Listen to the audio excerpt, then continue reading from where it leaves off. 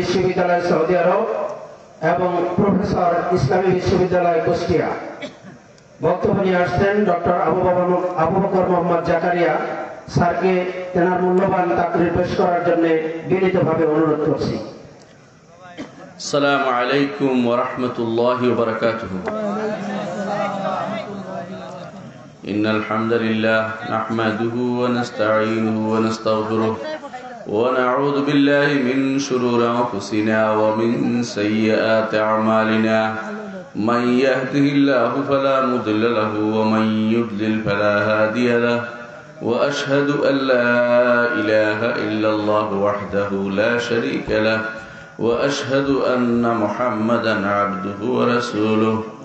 يا أيها الناس اتقوا ربكم الذي خلقكم من نفس واحدة وخلق منها زوجها وبث منهما رجالا كثيرا ونساء واتقوا الله الذي تساءلون به والأرحام إن الله كان عليكم رقيبا. আম্মা বা'দ।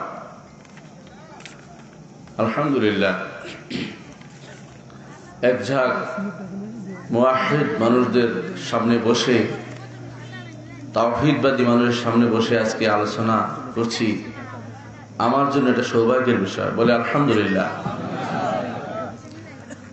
আজকের এই মজলিসটি আল্লাহর কাছে দোয়া করে আলোচনা কবুল করেন, বলেন আমিন। এরকম কোন মজলিস হলে রাসূলুল্লাহ সাল্লাল্লাহু আলাইহি ওয়াসাল্লাম বলেছেন, আল্লাহ তাআলা এই মজলিসগুলো তার এগুলির নাম দিয়েছেন রিয়াজুজ জিকির বা জিকিরের বাগান। এগুলোতে আল্লাহ তাআলা তার রহমত নাজিল করেন, ফেরেশতারা ডানা বিছিয়ে দেন, তার পক্ষ থেকে সাকিনা নাজিল হয় এবং তার কাছে যারা আছে ফেরেশতাদের কাছে আল্লাহ তাআলা আপনাদের কথা আলোচনা করেন। আল্লাহর কাছে দোয়া করি আল্লাহ যেন আমাদের কথা তার ফেরেশতাদের কাছে আলোচনা করেন, বল আমিন। দুনিয়ার মানুষ সবাই চায় জান্নাতে যেতে, তাই না? কে কে জান্নাতে যেতে চান দেখি হাত তোলা দেন তো। আলহামদুলিল্লাহ, আমিও আপনাদের সাথে হাত তোলা দিয়ে জান্নাতে যেতে চাই। আমিন। জান্নাতে যেতে হলে কিছু কাজ করতে হবে। জান্নাতে যেতে হলে কিছু কাজ করতে হবে, কারণ জান্নাতে অত্যন্ত মূল্যবান জিনিস। একটা মূল্যবান জিনিস পেতে হলে একটু কষ্ট করতে হয়, ঠিক কিনা বলেন? যেই কৃষক ফসল ফলায় না, ঘরে বসে থাকে, ফসল ঘরে আসবে কোনোদিন? আপনি আমি যদি কিছু না করি জান্নাতে যেতে পারবো না। কিছু করতে হবে। আল্লাহ তাআলা কোরআনে কারীম বলেছেন, ইন্নাল ইনসানা লাফি খুসর। ইন্নাল ইনসানা লাফি খুসর। প্রত্যেকটি মানুষ ক্ষতিগ্রস্ততার মধ্যে আছে। ইনসান অর্থ সব মানুষ, আমি আপনি, রাজা বাদশাহ প্রজা, ডাক্তার সাহেব, এই ইউনিয়ন পরিষদের চেয়ারম্যান সাহেব, মেম্বার সাহেব, যত আছে সব কিন্তু ক্ষতিগ্রস্ততার মধ্যে আছে। তবে এই ক্ষতিগ্রস্ত থেকে বাঁচতে হলে কিছু কাজ করতে হবে। এই কাজটা কি? ইল্লাল্লাযীনা আমানু ওয়া আমিলুস সালিহাতি ওয়া তাওয়াসাউ বিল হাক্কি ওয়া তাওয়াসাউ বিস সবর। চারটি কাজ করতে হবে। চারটি কাজ করতে হবে, তাহলে দুনিয়ার বুকে যত কিছু করে সব কাজে লাগবে, নাহলে কোনো কাজে লাগবে না। দুনিয়া এমন কেউ নাই যে কাজ করে না, সবাই কিছু না কিছু কাজ করে। এই জন্য সবচেয়ে আল্লাহর কাছে সবচেয়ে বিশুদ্ধ নাম হচ্ছে হারেস ও হাম্মাম, দুটি নাম।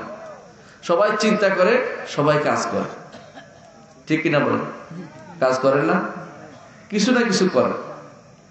এমনকি ঘুমায় থাকা একটা কাজ, কেউ ঘুমায় থাকে, কেউ রাস্তায় বের হয়, কেউ কিছু করে। হাম্মাম তো চিন্তা করে। দুনিয়ার বুকে একটা বিশুদ্ধ কথা হচ্ছে এটা, শুদ্ধ নাম, বিশুদ্ধ নাম হচ্ছে এটা যে হারেস ও হাম্মাম, কাজ করে, খেত খামার করে, হাম্মাম চিন্তা ভাবনা করে। প্রত্যেকটি মানুষ, শুধু পাগল আর ছোট বাচ্চা ছাড়া সবাই কিন্তু কাজ করে। কিন্তু এই কাজ যদি আল্লাহর দরবারে গ্রহণযোগ্য করতে হয় তাহলে আমাদের 4টি কাজ করতে হবে। কয়টা কাজ বলেছি? 4টি কাজ করতে হবে। 1 নম্বর হচ্ছে ইল্লাল্লাযীনা আমানু, যারা ঈমান আনবে। ঈমান যদি না থাকে আপনি কোনোদিন সফলতার মুখ দেখবেন না। এখন বলেন, সবাই বলে আমি তো ঈমান আনছি, ঠিক না? সবাই বলেন না? ঈমান অর্থ কি? ঈমান অর্থ কি? বিশ্বাস। এটাই তো আমাদেরকে ডুবাইল। এই মুওয়াহহিদ এলাকা, তাওহীদবাদী এলাকা, এদের মধ্যে এই ভুল থাকতে পারে না। শুধু বিশ্বাসের নাম ঈমান নয়, শুধু বিশ্বাসের নাম ঈমান নয়। এই জন্য সালাত আদায় করে না, যাকাত দেয় না, হজ করে না, কিছুই করে না, বাপ মার খোঁজ খবর রাখে না, আল্লাহর দ্বীনের কথা শুনে না, তারপরেও তিনি বড় ঈমানদার। ঈমান কোনোদিন যায় না। ঈমান একেবারে তার স্টিল বডি, বুঝছেন কিনা? তিনি দুনিয়ার যত খারাপ কাজ সব করে, তারপর বলে যে তিনি ঈমানদার। বলতে আমি নামাজ না পড়লে কি হচ্ছে, আমার কিন্তু ঈমান ঠিক আছে। ঈমান ঠিক আছে কি করে? সালাত পড়ে নাই, তারপর ঈমান কেমনে ঠিক থাকে? মিথ্যা কথা। ঈমান অর্থ শুধু বিশ্বাস নয়, 3টি জিনিস না হলে ঈমান হয় না। কয়টা জিনিস? 3টি জিনিস। যুবকরা একটু ভালো করে শুনবেন। এই 3টি জিনিস না হলে ঈমানদার হতে পারে না। একটা হচ্ছে অন্তরে বিশ্বাস, মুখের স্বীকৃতি, আর অঙ্গ প্রত্যঙ্গ দিয়ে কাজটা করা। আপনি যে আল্লাহর উপর ঈমান আনছেন কেমনে বোঝা যাবে জানেন? মুখে যখন বলবেন আশহাদু আল্লা ইলাহা ইল্লাল্লাহ ওয়া আশহাদু আন্না মুহাম্মাদার রাসূলুল্লাহ, এরপর যখন সালাত আদায় করবেন তখন আপনি ঈমানদার বিবেচিত হবেন। সালাত না পড়লে ঈমানদার হতে পারে না। রাসূলুল্লাহ সাল্লাল্লাহু আলাইহি ওয়াসাল্লাম এই জন্য বলেছেন, যে ব্যক্তি ইচ্ছাকৃত সালাত ত্যাগ করবে সে কাফের হয়ে যাবে। রাসূলুল্লাহ সাল্লাল্লাহু আলাইহি ওয়াসাল্লাম। আপনি চিন্তা করে দেখুন, তাহলে আপনি ঈমান তো অন্তরে তো ঠিক আছে, বলতে আমি বিশ্বাসের সালাত, বিশ্বাস থাকলে চলবে না। বিশ্বাসের সাথে মুখের স্বীকৃতি লাগবে, অঙ্গ প্রত্যঙ্গ দিয়ে সেটা কার্যে পরিণত করতে হবে, নাহলে ঈমানদার হতে পারে না। এই ভুলটা আমাদের সমাজে ব্যাপক আকারে আছে। এটা আমার উদ্দেশ্য আজকে তুলে ধরা। প্রত্যেক সমাজে এই ভুলটা আছে। আহলে হাদিস সমাজও আছে, হানাফি সমাজ তো আছেই। এই ভুল অবশ্যই ভাঙতে হবে। ঈমান 3টি জিনিসের নাম। একটি হচ্ছে অন্তরের বিশ্বাস, দ্বিতীয় মুখের স্বীকৃতি, তৃতীয় কর্মকাণ্ডের পরিণতি। এই 3টা জিনিস লাগবেই, নাহলে কেউ ঈমানদার হতে পারবে না। লাগবে তো? বুঝছেন কিনা? এখন বলি, আল্লাহ বলছে ইল্লাল্লাযীনা আমানু, যারা ঈমান আনবে তাদেরকে তিনি সফলতা দিবেন। সফলতা চান না আপনারা? কে চায় না? হ্যাঁ, কে চায় না দেখে হাত তোলা দেন। কেউ চায় না এরকম নাই, সবাই চায়। আলহামদুলিল্লাহ, আলহামদুলিল্লাহ, সবাই চায়। সফলতা যদি চাইতে হয় তাহলে 4টি কাজ লাগবে। 4টির মধ্যে 1 নম্বর হচ্ছে ঈমান। আজকে আমি ঈমানের বিষয়টি একটু লম্বা করব। ঈমান কিসের নাম জানেন? সূরা বাকারার শুরুতে আল্লাহ তাআলা বলে দিয়েছেন, আল্লাযীনা ইউমিনুনা বিল গায়ব, যারা গায়েবকে না দেখে স্বীকৃতি দেয়। গায়েবের উপর না দেখে স্বীকৃতি দেয়। আল্লাহকে দেখছেন? দেখছেন? দেখেন না। ফেরেশতাদের দেখছেন? আল্লাহ কিতাব নাযিল হতে দেখছেন? কেউ দেখেন। রাসূল সাল্লাল্লাহু আলাইহি ওয়াসাল্লামকে দেখছেন? আখিরাত দেখছেন? কবর আযাব দেখছেন? হাসরের মাঠ দেখছেন? কিছুই দেখেন না। কিন্তু ঈমান রাখেন কিনা? ঈমান রাখেন কিনা?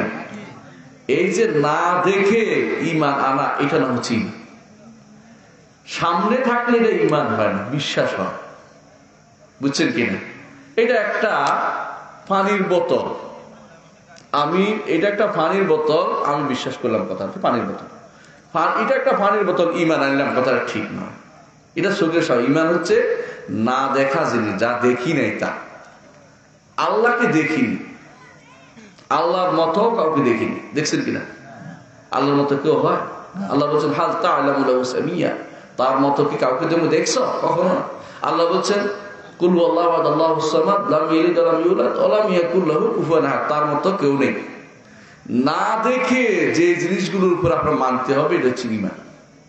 আল্লাহর উপর ঈমান, ফেরেশতাদের উপর ঈমান, কিতাবের উপর ঈমান, রাসূলের উপর ঈমান, আখিরাতের উপর ঈমান এবং তাকদীরের উপর ঈমান। কয়টা বলছি? 6টা। ঈমানের রকম কয়টা? কয়টা? 6টা। কেউ কেউ বলবে 7টি, জন্য বলতেছি 6টা ঈমানের রকম, 7টা না। ঈমানের রকম 6টি। আমাদের মাঝে অনেকেই ভুল করে থাকে এই জিনিসটা। ইল্লাল্লাযীনা আমানু, এগুলি সবগুলোর উপর এমন যদি ঈমান থাকতো আপনার আমার, তাহলে কিন্তু আমাদের জীবনে ভুল হতো না। আমি যদি বিশ্বাস করি যে কবরে আমাকে একা ছেড়ে আসবে, সেখানে কেউ আমার পাশে দাঁড়াবে না, একমাত্র আমার আমল আমার পাশে বসে থাকবে।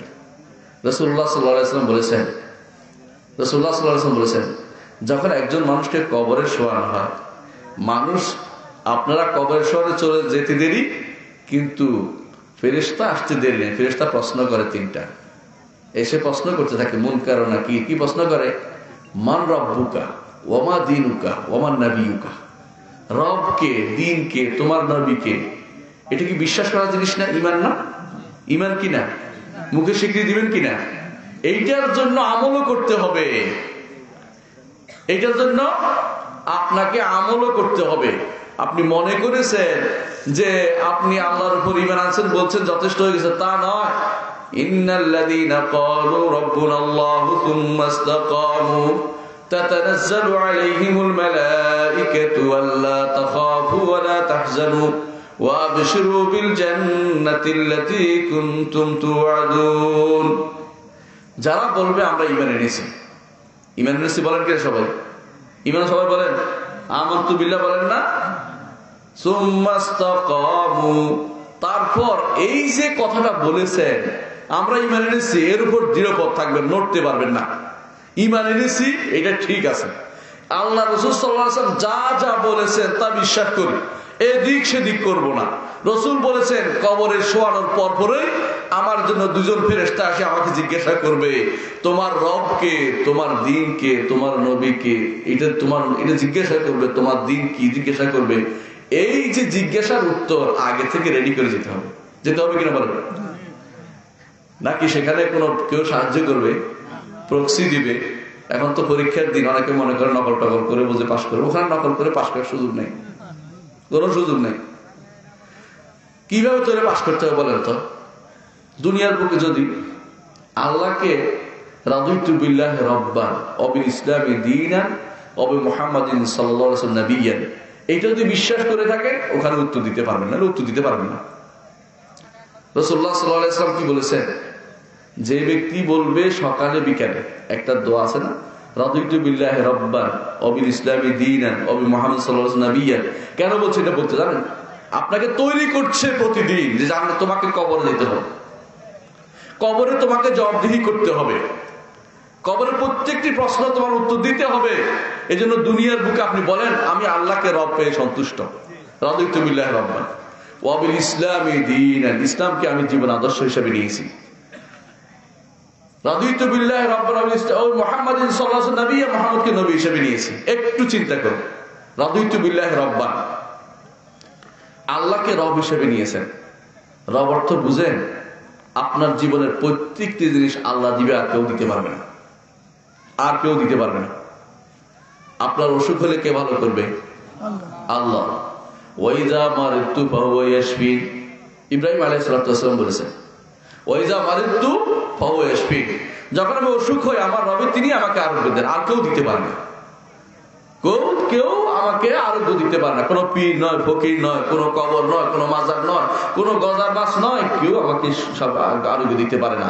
এমনকি মুহাম্মদ রাসূলুল্লাহ সাল্লাল্লাহু আলাইহি ওয়াসাল্লাম তিনিও যখন অসুস্থ হন তাকে সুস্থ কে করেন? আল্লাহ। আর কেউ তাকে কুল ইন্নী লা আমলিকু লাকুম দাররান ওয়ালা রাশাদা, বলুন হে নবী আমি তোমাদের জন্য ভালো কিংবা মন্দ করার কোনো ক্ষমতা রাখি না। কে বলছেন? আল্লাহ বলছেন। কাকে বলতে? মুহাম্মদ রাসূলুল্লাহ সাল্লাল্লাহু আলাইহি ওয়াসাল্লামকে বলতে বলেছেন যে আপনি বলে দিন যে আমি এই দুটার ক্ষমতা রাখি না। তবে আপনি যখন আল্লাহকে রব মানছেন, অর্থ হচ্ছে তিনি আমার সৃষ্টিকর্তা, তিনি আমার সৃষ্টিকর্তা, তিনি আমার রিজিক দাতা, তিনি আমার মালিক, তিনি আমার জীবনের সব অভাব পূরণকারী, সব সমস্যা দূরকারী। তিনি ব্যতীত কেউ কোনো সমস্যা দূর করতে পারবে না। এইটা যদি হয়, রিজিকের জন্য কিন্তু আমরা রিজিকের জন্য কার কাছে জানেন, সব মানি, মুখে মানি, কিন্তু অন্তরে কাজটা করি না। রিজিকের জন্য দুনিয়ার এমন লোকের কাছে ধর্ণা দেই, যে লোকের কাছে ধর্ণা দেয় আমার জন্য জায়েজ হয় না। এমন জায়গায় যাচ্ছি যে জায়গায় আমার চাকরি করা জায়েজ নেই। সুদী ব্যাংকে চাকরি করা একজন ইমানদার মানুষ করতে পারে না। কখন করে জানেন? যখন মনে করে আমার আর রিজিকের কোনো ব্যবস্থা নেই, আমি হারাম খেয়ে থাকতে হবে। আল্লাহ তাআলা আপনার জন্য হালাল রিজিক রাখেনি, আপনি কেমনে বিশ্বাস করলেন? আপনি হারামের জন্য কেন দৌড়াচ্ছেন? হারামের পিছনে কেন দৌড়াচ্ছেন? আপনাকে রুবুবিয়তের মধ্যে আল্লাহকে যে রিজিক দাতা, এতে আপনার সন্দেহ তৈরি হয়ে গেছে। আপনি, আপনার সন্তান অসুস্থ, আপনি দৌড়াচ্ছেন ডাক্তারের কাছে, সারাক্ষণ যাবেন ডাক্তারের কাছে, কোনো সমস্যা নেই, কিন্তু আপনাকে অবশ্যই বিশ্বাস করতে হবে ডাক্তার, সব পৃথিবীর সমস্ত ডাক্তার বেটি খাওয়াই দিল, আমার অসুখ, ছেলের অসুখ ভালো হবে না। কে ভালো করবে? একমাত্র আল্লাহ তাআলা। তিনি ব্যতীত আর কেউ ভালো করতে পারে না, এটা বিশ্বাস থাকতে হবে আপনাকে। এই যে জিনিসটা, এটা হচ্ছে রব, আল্লাহকে যে যিনি ব্যতীত আমার জীবনের উঠা বসা চলাফেরা কোনো কিছু আর কেউ দেওয়ার ক্ষমতা রাখে না, তিনি দিতে পারবেন। আপনি এখান থেকে যে বাসায় যাবেন, এই শক্তিটা কে দিছে? আল্লাহ। আপনি এখানে যে আসছেন, শক্তি কে দিছে? আল্লাহ। আপনার জীবনের যত গুনাহ আছে ক্ষমা করবে কে? আল্লাহ। বিপদ আপদ দূর করবে কে? আল্লাহ। এইটা যদি ঠিক থাকে আমার, তাহলে আমি আল্লাহকে রব হিসেবে মানছি, আল্লাহকে রব হিসেবে মানছি। এরপরে শুধু রব হিসেবে মানলেই যথেষ্ট নয়, আল্লাহর কাছে চাইতে হবে, আল্লাহর কাছে চাইতে হবে। দুনিয়ার মানুষ যখন একজন আরেকজনের কাছে চায়, তখন রাগ করে, চাই না? রাগ করে না? আপনি যদি এতক্ষণ ধরে মসজিদের জন্য টাকা চাইছে, নিজের জন্য চাই নাই, অনেকে হয়তো বিরক্ত হয়েছে, এত সময় নষ্ট করতেছে কেন? এত সময় দিবে তো দিবেই, হুজুর বসায় রেখে এত কথা কিসের? না, আসলে তো উনি নেকের কথা বলছেন, দিনের কথা বলছেন, ওইটা অনেক দরকারি জিনিস। আপনার কাছে কষ্ট লাগে, আপনার কষ্ট লাগাটা ঠিক হচ্ছে না, এটা আপনাকে বুঝতে হবে, কারণ আল্লাহর জন্য হচ্ছে। চাইছেন কার জন্য? আল্লাহর কাছে চাইবেন, তাই তো? এবং আল্লাহর জন্য চাইবেন, কিন্তু নিজের জন্য না, এটা হচ্ছে নিয়ম। অন্য কারো কাছে, কার কাছে চাইবেন? আল্লাহর কাছে, শুধু তার কাছে চাইবেন। বিপদে পড়লে তার কাছে, অসুস্থ হলে তার কাছে, চাওয়াটা আপনার আল্লাহর দিকে হইতে হবে। আর আল্লাহর নাম গুণ দিয়ে আল্লাহকে ডাকতে হবে, আল্লাহর নাম গুণ দিয়ে আল্লাহকে ডাকতে হবে। আল্লাহ তুমি গফুর রাহিম, তুমি আমাকে ক্ষমা করে দাও। আল্লাহ তুমি রাজ্জাক, তুমি আমাকে রিজিক দাও। আল্লাহ তুমি সিদ্দিক, তুমি আমাকে আমার দোষ ত্রুটি গোপন করে দাও। এইভাবে আল্লাহর কাছে চাইতে হবে। এইটার নাম হচ্ছে ঈমান, এটার নাম হচ্ছে ঈমান। তাহলে অন্তরে থাকলে কি ঈমান শেষ? অন্তরে বিশ্বাস কি ঈমান শেষ? না, কখনো না। আপনাকে মুখে স্বীকৃতি দিতে হবে, কর্মকাণ্ডে পরিচালনা করতে হবে, তখন আপনি ঈমানদার হতে পারবেন, তখন আপনি ঈমানদার হতে পারবেন। ইন্নাল্লাযীনা ক্বালু রাব্বুনাল্লাহু থুম্মা ইসতাকামু তাতানাজ্জালু আলাইহিমুল মালাঈকাতু আল্লা তাখাফু ওয়া লা তাহজানু ওয়া আবশিরু বিল জান্নাতিল্লাতী কুনতুম তুআদুন। যারা বলবে আমার রব আল্লাহ, আমার রবকে আল্লাহ, বলবেন কিনা? বলেন আমার রব আল্লাহ। আলহামদুলিল্লাহ, আপনার রব যদি আল্লাহ হয়ে থাকে, এখন আল্লাহ বলছে, এটা শুনেন, সুম্মাস্তাকামু, তারপর এরপর দৃঢ় আছি, এদিক সেদিক করবো না, আল্লাহকে রব মানবো, যত কিছুই হোক না কেন, কারো কাছে যাব না, তার কাছেই চাইবো, কারো কাছে যাব না, কারো কিছু কাছে চাইবো না, তার কাছে শুধুমাত্র চাইবো। তাহলে কি লাভ হবে? তাতানাজ্জালু আলাইহিমুল মালাঈকাতু আল্লা তাখাফু ওয়া লা তাহজানু, ফেরেশতা নাজিল হবে আপনার উপরে। ফেরেশতা কখন নাজিল হয় জানেন? মৃত্যুর সময় ফেরেশতা নাজিল হয়। ফেরেশতা ঠিক আপনার থেকে দূরত্বে বসে থাকে। রাসূলুল্লাহ সাল্লাল্লাহু আলাইহি ওয়াসাল্লাম বলেছেন, হাদিসে বারা ইবনে আযিব রাদিয়াল্লাহু আনহু বর্ণিত হাদিস, আবু দাউদ, নাসাঈ, তিরমিজি, ইবনে মাজাহতে আসছে। কি হাদিসটা কি? একজন মানুষ যখন মৃত্যুর সময় হয়, একজন মানুষ যখন মৃত্যুর সময়, তখন কি করে? তখন ফেরেশতা আসে, ঈমানদার হয়, নেককার ফেরেশতা আসে, নেককারদের রূহরণকারী ফেরেশতা আসে, সমস্ত ফেরেশতাই নেককার, নেককারদের রূহরণকারী ফেরেশতা আসে জান্নাত থেকে তার জন্য কাপড় নিয়ে আসে, সুগন্ধি নিয়ে আসে। কি জন্য? যে রূহটা বের করে এটার ভিতর রেখে একবার উড়াল দিবে আকাশে, আল্লাহর দিকে উড়াল দিয়ে চলে যাবে আল্লাহর কাছে। ফেরেশতারা তাতানাজ্জালু আলাইহিমুল মালাঈকা, ফেরেশতারা বসে থাকে আর বলতে থাকে, ভয় পেও না, লা তাখাফু ওয়া লা তাহজানু ওয়া আবশিরু বিল জান্নাতিল্লাতী কুনতুম তুআদুন, যে জান্নাতের ওয়াদা দুনিয়ার বুকে তোমাদেরকে করেছে। কারা করেছে জান্নাতের ওয়াদা? নবীরা করেছে, কোরআন করেছে, হুজুররা বলেছে, বলছে কিনা? এর সুসংবাদ আপনার কাছে মৃত্যুর সময় আসবেই আসবে। এটার উপর ঈমান আনতে হবে আপনাকে। এটা ঈমানের একটা অংশ, এটার উপর ঈমান অংশ। তো দুনিয়ার বুকে আপনি যদি কোনো আল্লাহকে রব মেনে থাকেন, এর উপর দৃঢ় থাকেন, তো আল্লাহ তাআলা আপনার জন্য মৃত্যুর সময় যা ফেরেশতা নাযিল করবেন। হাদিসে আসছে এরা জান্নাত থেকে সুগন্ধিযুক্ত কাপড় নিয়ে বসে থাকে। প্রত্যেকটি মানুষের জন্য সেটা হয়। ঈমানদার মাত্র সেটা সে বুঝতে পারে, তখন তার আখিরাত মুখিতা বেড়ে যায়। সে বলে যে আমি চলে যাব আল্লাহর কাছে, জান্নাতের সুগন্ধি দেখতে পাচ্ছি, আমি সুগন্ধি পাচ্ছি। রাসূলুল্লাহ সাল্লাল্লাহু আলাইহি ওয়াসাল্লাম যুগে এক সাহাবী ইসলাম গ্রহণ করছে।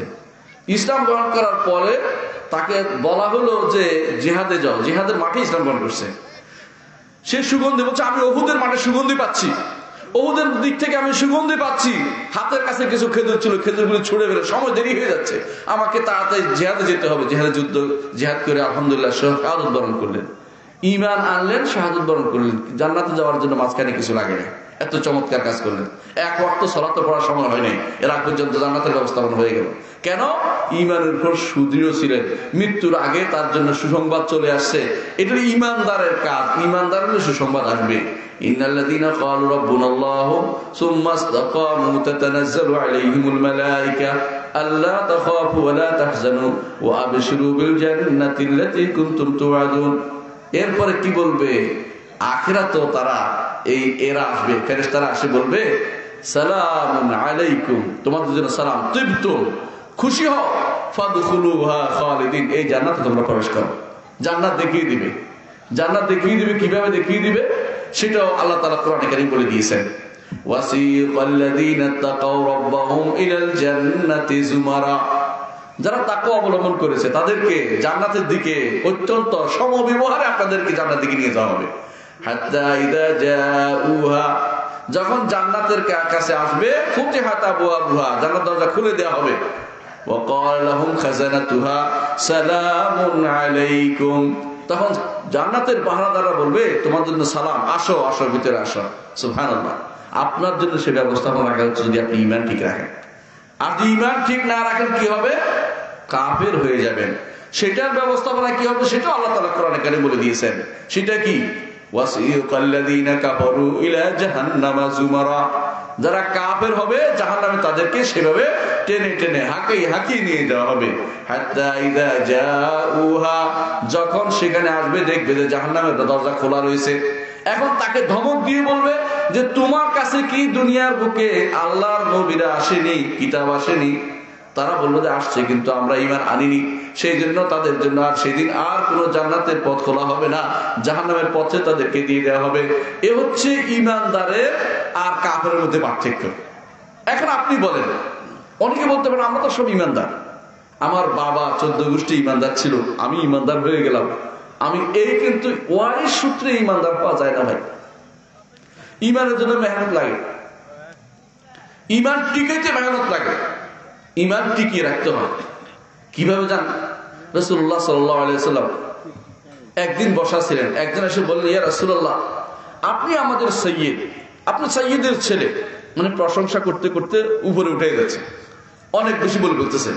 রাসূলুল্লাহ সাল্লাল্লাহু আলাইহি ওয়াসাল্লাম বললেন লা তুতরুনি কামা আতাতিন নাস নাসারা ইবনে মারইয়াম, তোমরা নাসারার যেভাবে মারইয়ামকে নিয়ে বাড়াইতে বাড়াইতে তোমরা অনেক উপরে উঠে গেছো, তোমরা সেরকম করতে যেও না, তোমরা এই কাজটি করতে যেও না, তোমরা বাড়াবাড়ি করিও না। লা তুতরুনি, আমাকে নিয়ে বাড়াবাড়ি করো না। আমার বাড়াবাড়ি করে কিনা জানেন সমাজে? কিরকম বাড়াবাড়ি করে? রাসূল নবীর তৈরি, রাসূল নূরের তৈরি, বলেন একটা গোষ্ঠী বলেন, বলেন কি শুনছেন না আপনারা? রাসূল এক গোষ্ঠী বলেন রাসূল নূরের তৈরি, আরেক গোষ্ঠী বল রাসূল তো কোনো ছায়া ছিল না, রাসূলের কোনো ছায়াই ছিল না। আরেক গোষ্ঠী বলবে যে রাসূল তো নূরে মুজাসসাম, অর্থাৎ জিসিমের ভিতরে নূর এরকম হয়ে আসছে। আরেক গোষ্ঠী এরকম বানাতে বানাতে এমন জিনিস বানাবে যে জিনিস আল্লাহ এবং তার রাসূল কোনোদিন বলেন না, নিজেরা বানিয়ে বানিয়ে কথা তৈরি করে রাসূলের জন্য। এইটা রাসূল চাননি, বরং রাসূল চেয়েছেন যেটা আল্লাহ তাকে যে জায়গায় দিয়েছে সেই জায়গায় বলতে। এই জন্য রাসূলুল্লাহ সাল্লাল্লাহু আলাইহি ওয়াসাল্লাম বললেন তোমরা আমাকে বাড়াবাড়ি করো, ইন্নামা আনা আব্দুল্লাহ ওয়া রাসূলুহু, আমি আল্লাহর দাস এবং আল্লাহর রাসূল, এইটা আমার কাছে বেশি প্রিয়। ঈমানদারের কাছে সবচেয়ে বড় সম্মানিত জায়গা হচ্ছে দাস হইতে পারে, আল্লাহর ভালো দাস হতে পারা। ওয়াইবাদুর রহমানিল্লাযীনা ইয়ামশুনা আলাল আরদি হাওনা। ইবাদুর রহমান আল্লাহর বান্দা কারা? যারা দুনিয়ার বুকে অত্যন্ত নম্রভাবে চলাফেরা করে, অহংকার করে না। অহংকার আপনি যেমন অহংকার করি না, করেন। আপনি 10টা টাকা দিয়ে আপনি চান আমার নামটা একটু প্রচার করা হোক, এটা অহংকারের অংশ। প্রচার না করতে পারলে আপনি সত্যিকারের ব্যক্তি। কেমন ব্যক্তি জানেন?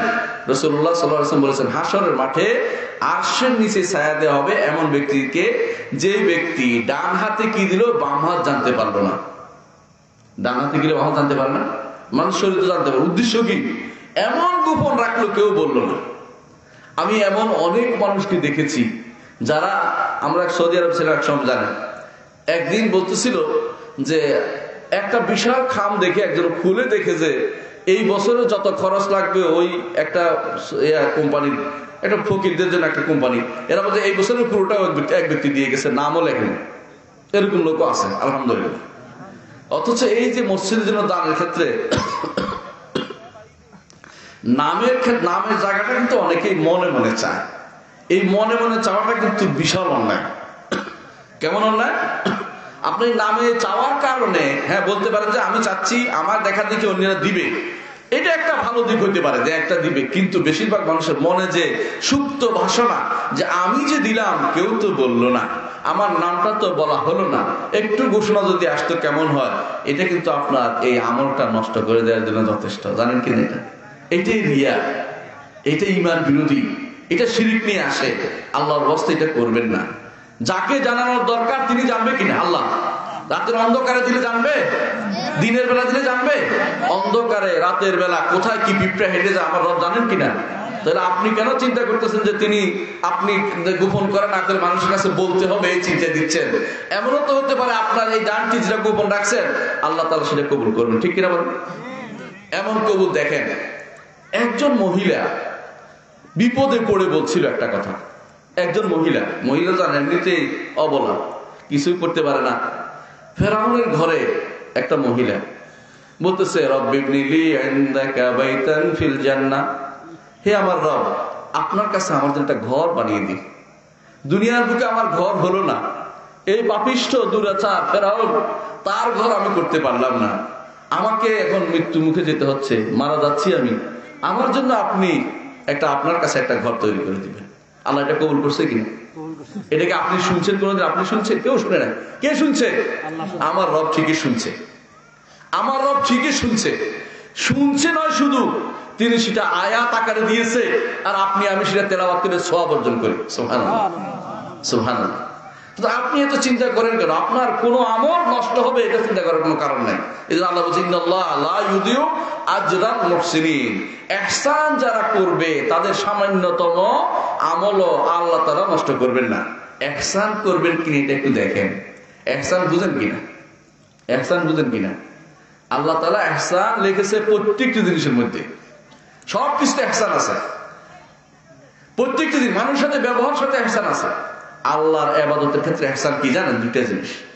আনতা আবুদুল্লাহ কান্নাকা তারা, এমন ভাবে আল্লাহর ইবাদত করবেন যেন আল্লাহর রাজত্ব। তানফুযুনা ইল্লা বিসুলতান, হে মানুষ এবং জিনেরা, যদি দেখো তো আসমান এবং জমিন ভেদ করে অন্য কোথাও যেতে যাও তো দেখি, যদি যাও সেটা কার রাজত্ব? আল্লাহ। যেতে হলে কার ক্ষমতা লাগবে? আল্লাহ দেয়া ক্ষমতা ব্যবহার করতে হবে। আপনি মনে করছেন মঙ্গল গ্রহ অমুক গ্রহ তমুক গ্রহ যাবেন, জমি কিনছেন, কেউ তো এখন বউকে নাকি মঙ্গল গ্রহে জায়গা কিনে দিচ্ছে। হাস্যকর কথা। এই হচ্ছে কি বলবো, মানে বাগাড়ম্বর আর কিছুই নয়। আগেকার দিনে এটা হচ্ছে কিছু মানুষের বেহুদা কাম করা, বেহুদা কাম ছাড়া কিছুই নয়। সে তো যেতে পারবে আর আসতে পারবে না, কয় যে কোথায় যেতে পারবে, ওখানেও যাওয়া তার জন্য নিশ্চিত না। তাহলে কেন কেনাকাটা করতেছে এগুলো? কি করবে ওখানে গিয়ে? কি করবে এগুলো গিয়ে? বেহুদা কাম ছাড়া কিছুই নয়। কিন্তু এরা মনে করছে তারা বউরে মঙ্গল গ্রহে জায়গা কিনে দিচ্ছে। বউ বোকা, তার কিছু বাদ দিয়ে ঠিক আছে মঙ্গল গ্রহে জায়গা নিলাম, মানে ফাঁকিবাজি করার সুযোগ দিচ্ছিল। এটা বিরাট বউর সাথে ফাঁকিবাজি করছে সে, এটা মনে রাখতে হবে। ওইগুলি কোনো কাজে লাগবে না। এগুলো হচ্ছে আমাদের সমাজের কিছু মানুষ উর্বর মস্তিষ্কের ফসল ছাড়া কিছুই নয়। মনে রাখবেন, আল্লাহর দুনিয়া কোন এমন কোন জায়গা নেই আল্লাহ যা দেখেন করবেন। কেমন দেখেন? একটা ঘটনা বলি। আপনারা জানেন যে খিদির এবং মুসা আলাইহিস সালাম একবার বের হয়েছিলেন সাথে নিয়ে। লম্বা ঘটনা, আমি শুধু একটুকু বলবো। এক বাড়ির দরজা দিচ্ছে আছে, এরা বড় হলে এই টাকাটা বের করবে এবং আল্লাহ চিন্তা করে একটা ভালো লোকের কারণে তার সন্তানকে রক্ষা, তার সন্তানের সম্পদ রক্ষার জন্য আল্লাহ তাআলা 2 নবী পাঠিয়েছে। চিন্তা করতেছিলাম, মারা যান, তার সন্তানকে 10টা দিরহাম নাই ঘরের ভিতরে, 10টা টাকাও নেই। আর আব্দুল মালিক, ইয়াজিদ ইবনে আব্দুল মালিক যখন মারা যায় তখন সে তার সন্তানদের রেখে গেছে, বিশাল সম্পত্তি রেখে গেছে। দুইজনের মধ্যে পার্থক্য কি জানেন? উমর ইবনে আব্দুল আজিজ রহমতুল্লাহ আলাইহির সন্তানরা প্রতিদিন 1 লক্ষ দিরহাম আল্লাহর রাস্তায় সদকা করতে এত ধনী হয়েছে। আর এদিকে ইয়াজিদ ইবনে আব্দুল মালিকের সন্তানরা রাস্তায় রাস্তায় বিক্রি করছে। সম্পদ রেখে গেলেই যে আপনার সন্তান ভালো হবে এমন সিউরিটি আপনি দিতে পারেন না। দুনিয়ার মানুষ সব ধনী থাকতো, কেউ গরিব হতো না। কোনো বাবা চায় না তার সন্তান ফকির থাকুক, চায় না কেউ। সবাই বাবার সন্তানের জন্য যত চুরি করে, কলমের খোসা দিয়ে লক্ষ লক্ষ টাকা মেরে দিছে, রাস্তার কাজের মধ্যে থেকে অর্ধেক করে বাকিটা মারছে, ফুলের কাজের মধ্যে অর্ধেক মেরে দিছে। ছেলে ফকির হতে বেশি দেরি হবে না। কিন্তু আপনার বিশ্বাস একটু কম, আপনি নিজে করে যেতে চান, নিজে করে যেতে চাই, আমি করে যেতে চাই, কিন্তু আপনি করে গেলেই যে থাকবে তার সিউরিটি কোথায় পাবেন আপনি? আপনার কাছে কিন্তু সেই সিউরিটি নাই। কিন্তু আপনি আল্লাহর উপর ঈমানের ক্ষেত্রে আপনার দুর্বলতা রয়েছে। যদি ঈমান যদি ঠিক থাকতো আপনি পেরেশান হতেন না এত দুনিয়ার জন্য, আর আখিরাতের জন্য আপনার ভয় থাকতো না, আপনি আগ্রহী হতেন। রাসূলুল্লাহ সাল্লাল্লাহু আলাইহি ওয়াসাল্লাম বলেছেন, কেউ যদি কোনো আল্লাহর সাক্ষাৎ চায়, আল্লাহ তাআলা তার সাক্ষাৎ চায়, সুবহানাল্লাহ। আর কেউ যদি বলে আমি সাক্ষাতে যেতে চাই না, আখিরাতের কথা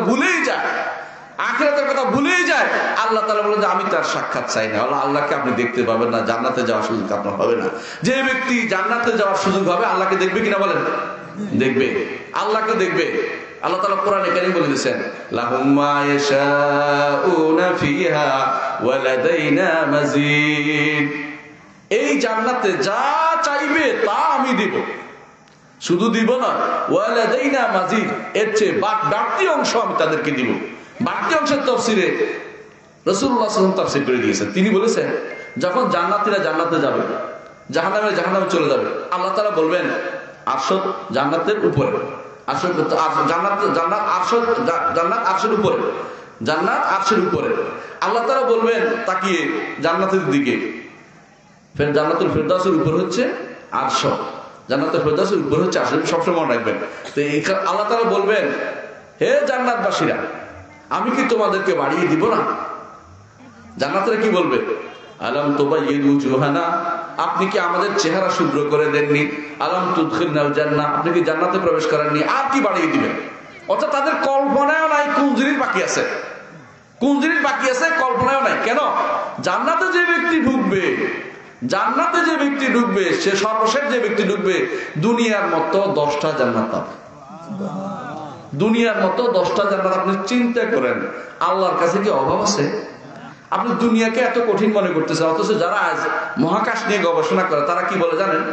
এই যে আমাদের এই পৃথিবীটা, এইটা এইরকম কোটি কোটি আছে, পৃথিবী আছে আকাশে। এখানে একটা স্টেশন মনে করতে পারে। এই যে আমাদের এটা একটা স্টেশন, মঙ্গল গ্রহ একটা স্টেশন, শনি একটা স্টেশন, বুধ আর একটা স্টেশন, এই সবগুলি আছে একটা সূর্য, তারকা, নক্ষত্রের অধীন। এরপর আকাশে কোটি কোটি নক্ষত্র আছে, এগুলির অধীন আরো কত গ্রহ আছে একমাত্র আল্লাহ ছাড়া কেউ জানে না। আপনি একটা পাইয়া মহাখুশি, কিভাবে আরেকজনের জমি দখল করবেন, কিভাবে আরেকজনের জায়গা দখল করবেন, এইটা নিয়ে আপনি একটা বাড়ি করতে পারবেন, কিন্তু এই বাড়িটা আপনার থাকবে না, এই বাড়ি আপনার থাকবে না। এই বাড়ি রেখেই আপনাকে 3.5 হাতের ভিতরে যেতে হবে। সেই 3.5 হাতও আপনার থাকবে না। কিছুদিন পরে, 100 বছর পরে সেটাকে আরেকজনের বাড়ির খ্যাত করে ফেলবে, কিছু নাই, মরে গেছে, সব হাড্ডি হয়ে গেছে। আর যদি কোনো ঢাকার কোন কবরস্থান জানি এটাকে বলে, আজিমপুর কবরস্থানে দেয়া হয়, তো 100 বছর না 10 বছর পরেই ওই পাশে আরেকজন কবর দেওয়া হচ্ছে, শত শত মানুষ কবর দিবে, আপনার হাড় কোথায় গেছে কে জানে, আপনি খুঁজে পাবেন না। এরকম অবস্থা। আল্লাহ শুধুমাত্র জানে আপনি কোথায় আছেন। আল্লাহ আবার একত্র করবে। আফরাইনা বিল খালকিল আউয়ালি বাল হুম ফি লাবসিম মিন খালকিন জাদীদ। প্রথমবার আমি সৃষ্টি করেছি, এতে আমি অপারগ হইনি, আবার তোমাদেরকে অপারগ করতে আমি অপারগ হব না।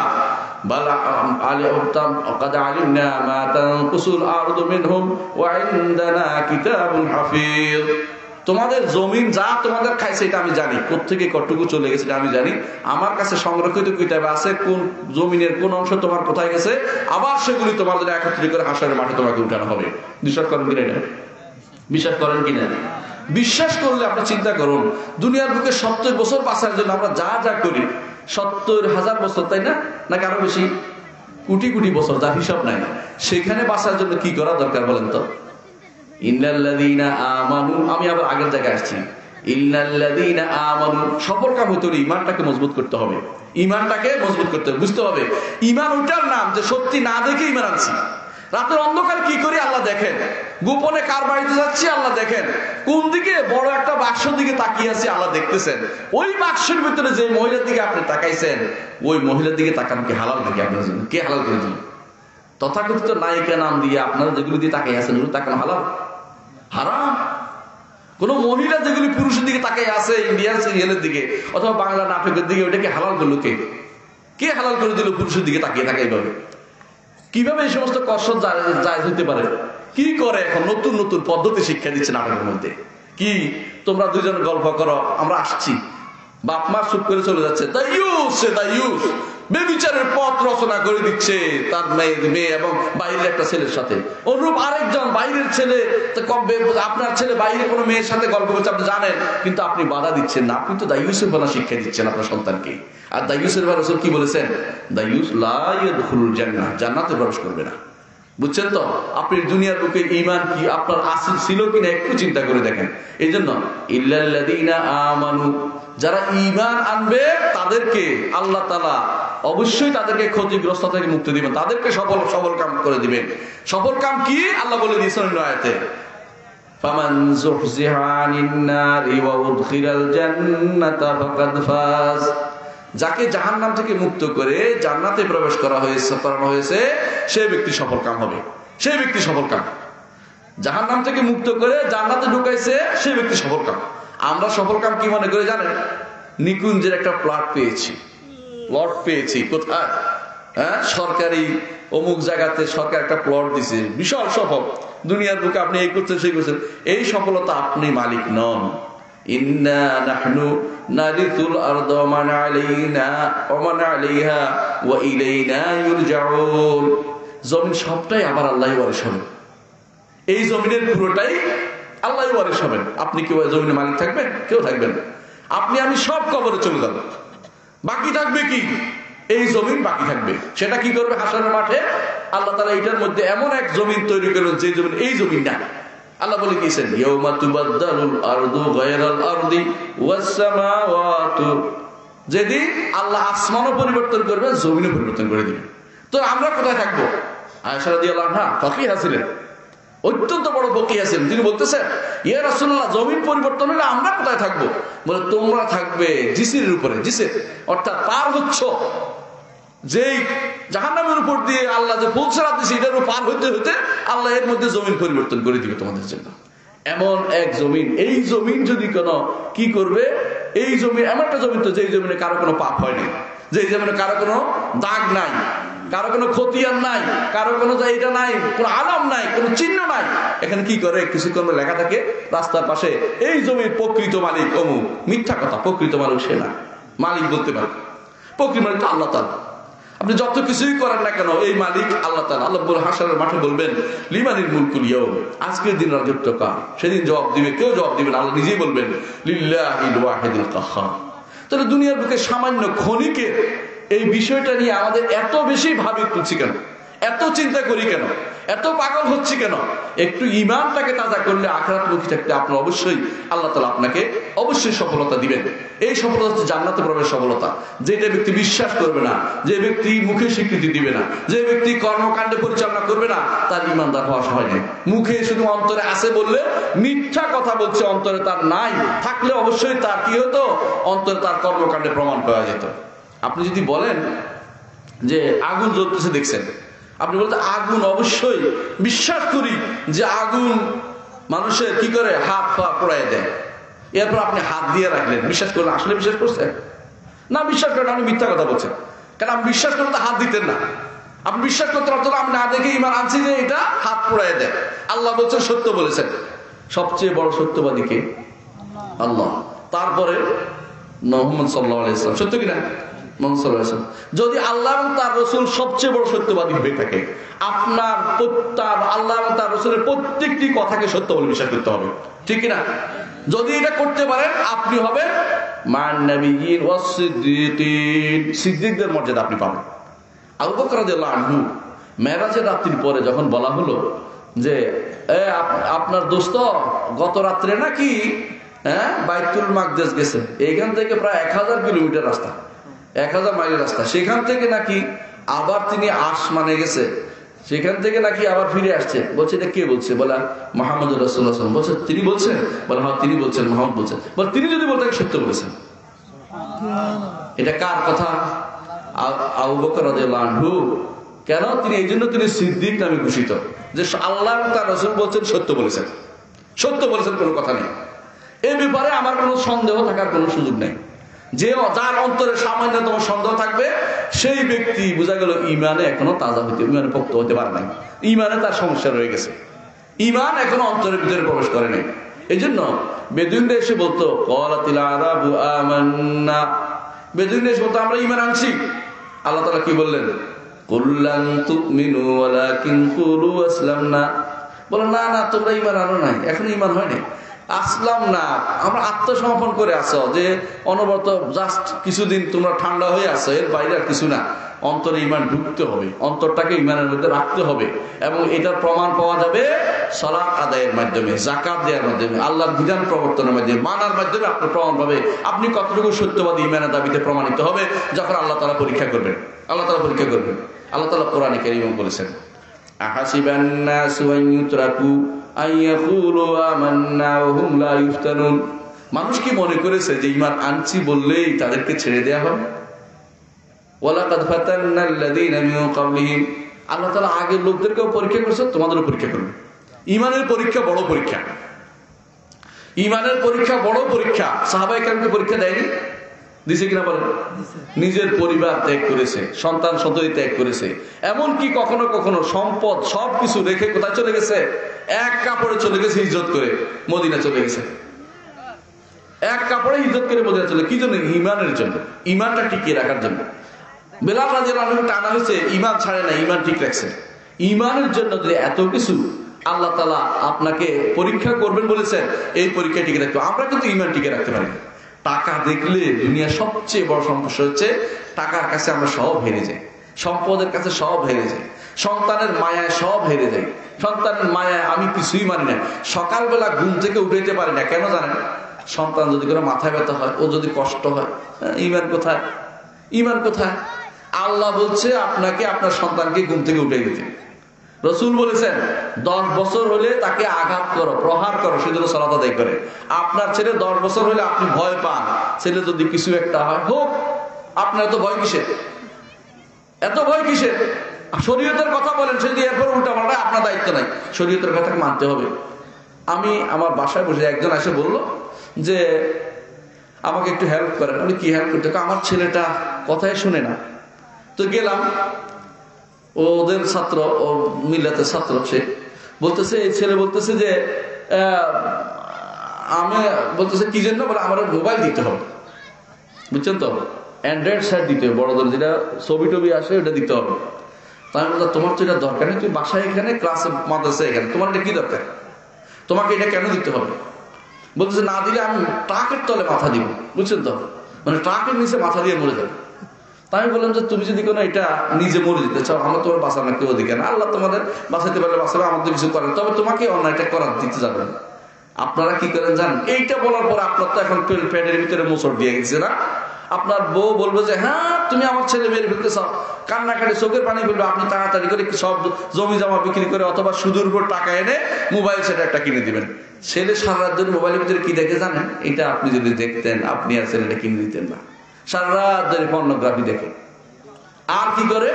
অমুক গ্রামের কোন মেয়ের সাথে কুডুর কুডুর করে, আর অমুকের সাথে কুডুর কুডুর করে। এর তো হচ্ছে কি, পুরো আপনি তাকে নষ্ট করছেন। আল্লাহকে ভয় করেন না। সন্তানের মায়া আপনার কাছে বেশি দরকার, সন্তান আপনার বেশি দরকার, আল্লাহর চেয়ে বেশি প্রিয় হয়ে গেছে।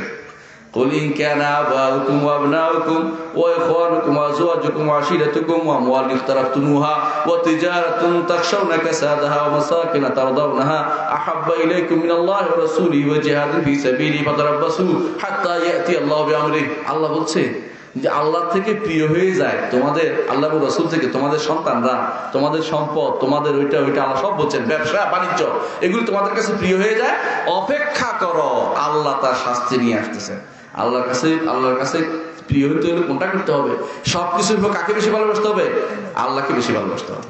একজন মানুষ আল্লাহকে ওই সময় প্রমাণিত হবে, আল্লাহকে ভালোবাসে প্রমাণিত হবে যখন আল্লাহর জন্য আপনি তাকে ঘুম থেকে উঠাতে পারেন। ফজর নামাজের সময়, ফজর নামাজ সময় ঘুম থেকে উঠতে আমার ঈমান ঠিক আছে, আল্লাহ বলছে উঠাইতে, তাকে আমি কখনো ছাড় দিব না, ফজর নামাজ পড়তে হবে, তাকে ঘুম থেকে উঠাই দিবেন।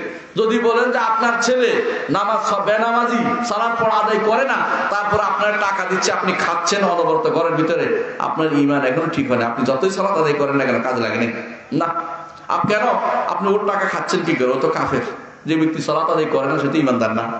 এটা যদি আপনার পছন্দ হচ্ছে না, এটা আমার নবীর কথা, অনেকের কাছে পছন্দ হয় না। অনেকে কি করে মনে করে ছেলে বিশাল চাকরি করে, বলতে তো ভয় লাগে। আপনার কিসের ভয়? আপনার জমি দেওয়া যা আছে তা আপনি খান, ছেলের উপর ভরসা করে বসে থাকেন না। ছেলে দেখবেন যে কয়দিন পরে দৌড়ে আসবে বাবা দেখার জন্য, না দেখলে চলে যাক। সন্তানকে ছোট কাল থেকে দিনের উপর বড় করেন নাই, এখন বড় হলে আপনি তার থেকে ভালো আশা করতে পারেন না। এটাই তো সমস্যা হয়েছে আপনার। চেষ্টা করুন ছোট কাল থেকে তাদেরকে দিনের উপর করুন, যে সালাত আদায় করতে হবে, তাকে কোরআন তোমাকে পড়তেই হবে, হাদিস তোমাকে পড়তেই হবে, আল্লাহ রাসূলের কথা মেনে চলতে হবে, অন্যায় কাজ করা যাবে না, তাকে শিখান সেটা। তখন দেখবেন যে আপনি হবে সত্যিকার ঈমানদার। তা না করে আপনি সবচেয়ে যেই ছেলে একটু ভালো জানে তাকে কি পড়ান? দুনিয়ার যত কিছু পড়ান।